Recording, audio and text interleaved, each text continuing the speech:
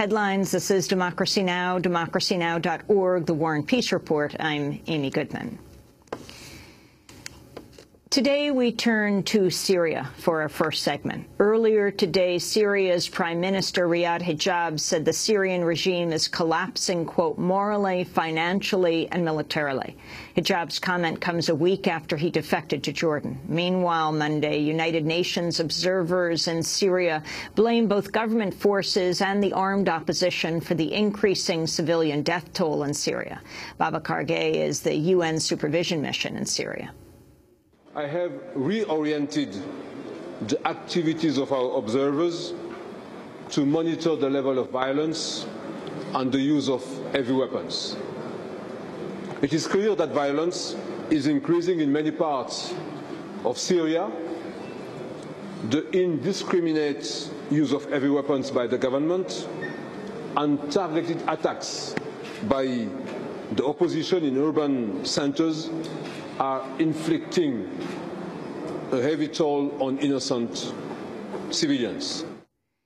In a moment, we're going to turn to Syria. But first, we're going to Cairo, Egypt, to a major shakeup. Egypt's new president, Mohamed Morsi, dismissed Cairo's two top generals over the weekend, Field Marshal Hussein Tantawi and Military Chief of Staff Sami Enan.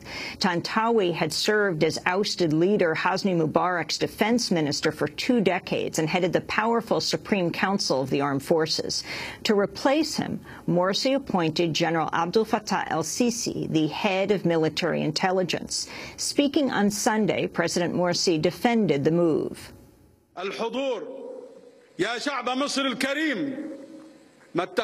To those attending and to the honourable Egyptian people, the decisions I took today were not meant ever to target certain persons. Nor did I intend to embarrass institutions, nor could my aim ever be to narrow freedoms for those whom God created free.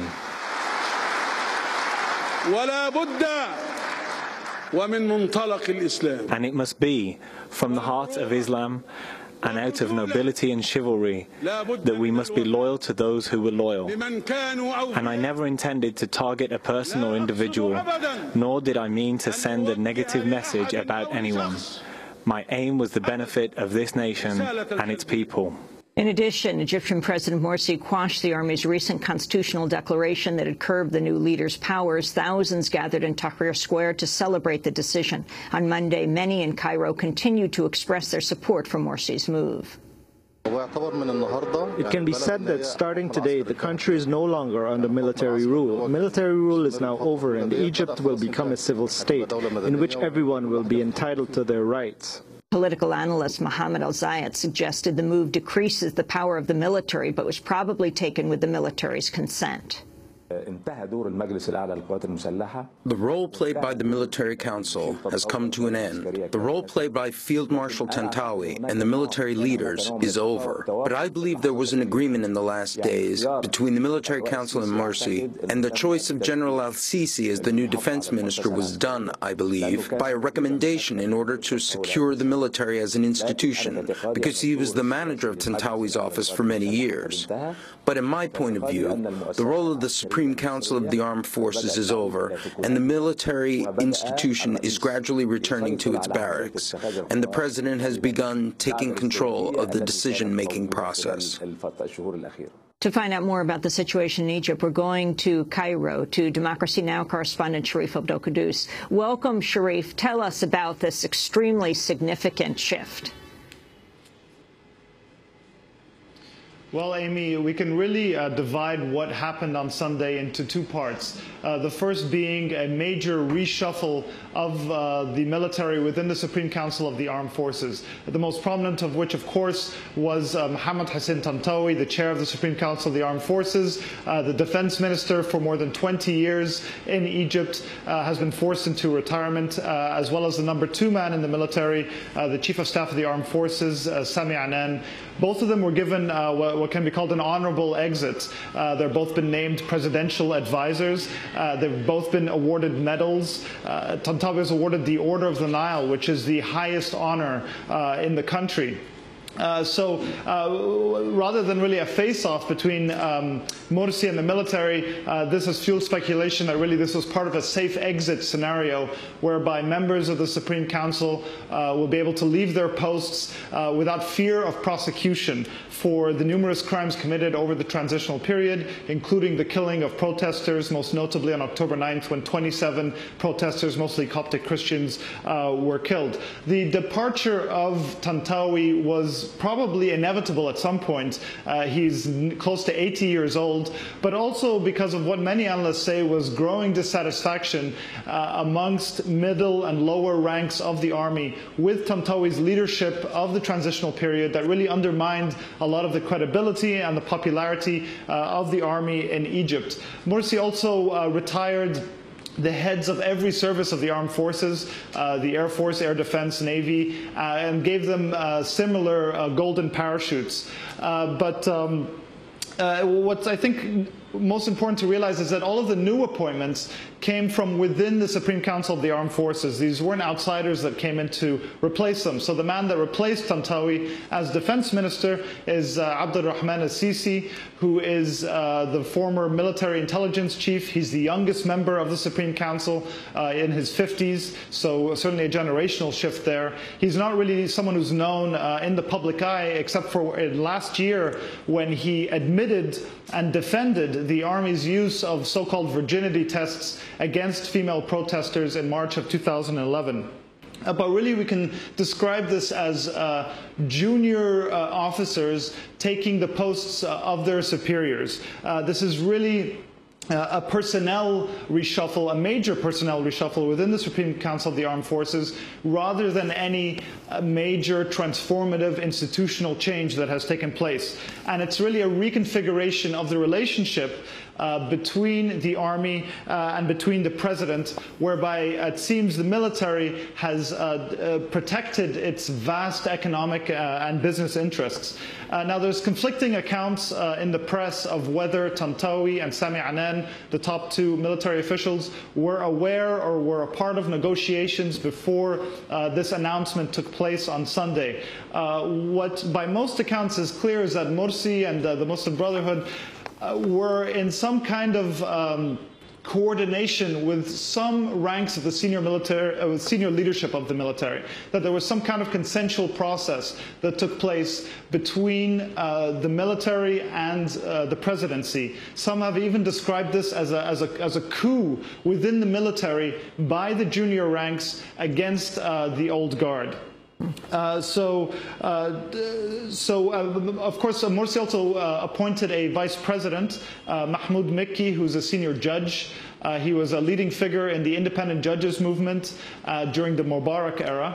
However, many have noted that Morsi promised to nominate a Coptic Christian and a female as his vice presidents. So within the personnel reshuffle, that's one part of what happened on Sunday. The other major part, as you mentioned, Amy, is the announcement by Morsi of a 4-article constitutional declaration that he issued, which essentially abrogates the military's constitutional addendum in June that they issued in the 11th hour as the polls closed in the presidential election, that curbed much of the president's powers and handed it to the military council, and also handed legislative power to the military council. So what Morsi's announcement on Sunday does with this constitutional declaration is, in the absence of a sitting parliament, we must remember the elective parliament was dissolved by a court ruling in June, Morsi now has full legislative power in addition to executive power.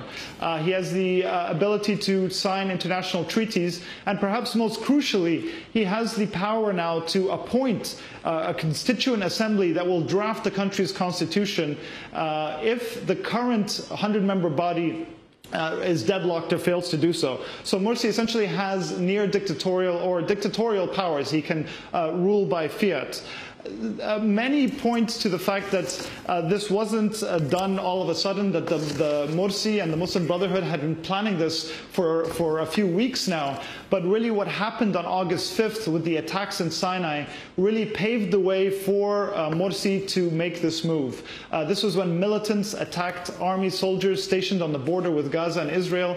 killing 16 army soldiers, the highest death toll in the army in decades in Egypt. It's been called the Ramadan massacre, and really fueled criticism of the military's readiness, of the breakdown in security in the Sinai, and weakened the old guard's position. So in summation, we can call this really a major reconfiguration of the relationship between the presidency and the army, with the presidency really coming out reinforced as the senior partner in this co-marriage of governance of Egypt. Sharif, you talked about people expressing fears that President Morsi may assume practically dictatorial powers. Egypt's top reform leader, Nobel Peace Prize laureate Mohamed al-Baradei tweeted Monday, with the military stripped of legislative authority and in the absence of parliament, the president holds imperial powers. And this is political analyst Mohamed al-Zayat speaking on Monday. It is feared that the president's assumption of political, executive, and military powers, in addition to legislative power, will in the end allow room for the president to act as a dictator. This will all depend on his actions, because right now it is possible for him to form a constituent assembly, should the current one fail. So how would he form it? Will he hold exclusive decision-making authority, or will he consult with other political powers? The benefit he gets out of these powers that he has taken will all depend on his actions, and whether or not it will allow the participation of others or will end in Muslim Brotherhood hegemony. Sharif, your response.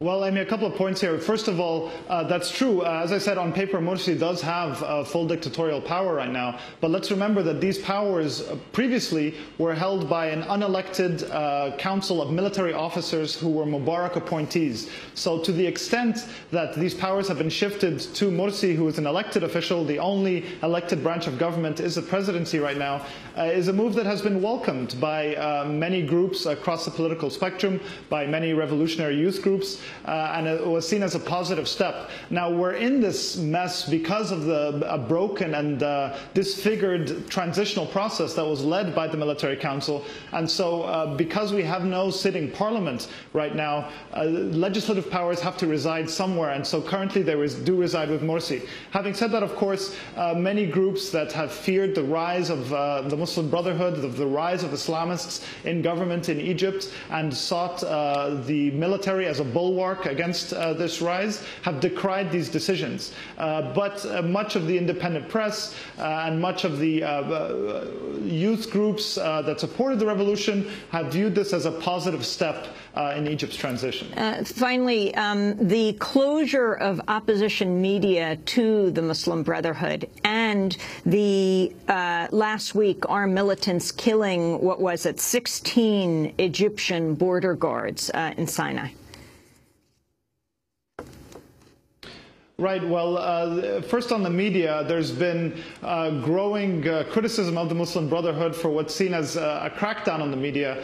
A newspaper called El Dastur, an edition on Sunday, had a front page. This is a very polemic newspaper that is virulently anti-Muslim Brotherhood. Nevertheless, it had a front page piece saying the Muslim Brotherhood was trying to establish an Islamic caliphate in Egypt and calling for people to support the Supreme Council of the Armed Forces in what some said they were calling for some kind of coup. That edition was pulled off the stands by Morsi's government.